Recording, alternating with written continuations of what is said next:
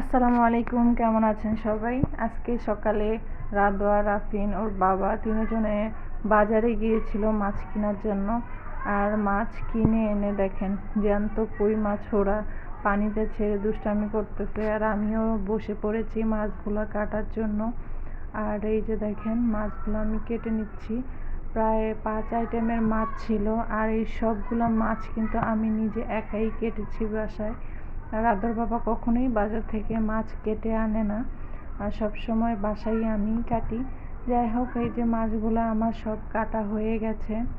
এখন এগুলাকে আমি একটু ধুয়ে নিব, ধুয়ে পরিষ্কার করে তারপরে প্যাকেট করে ডিপ ফ্রিজে রেখে দিব। আর এখানে কিন্তু আমার সারা মাসের মাছ আছে। আর এই মাসের মাঝখানে কিন্তু আর কোনো মাছ কিনা হবে না। সব সময় আমি এটাই করি, মাসের শুরুতেই মাছ মাংস সব কিছু বা মুদি বাজার আমি একবারে কিনে নিয়ে আসি, যাতে মাসের মাঝখানে আর আমাকে কিনতে না হয়। আর এই যে দেখেন মাছগুলা কেটে এখন আমি এগুলাকে ভালোভাবে ধুয়ে নিচ্ছি, যাতে এর ভিতরে কোনো রক্ত বা অন্য কিছু ময়লা না থাকে।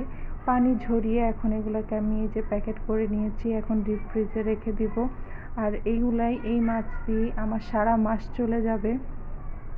ভিডিওটি কেমন লেগেছে অবশ্যই আমাকে কমেন্টে জানাবেন।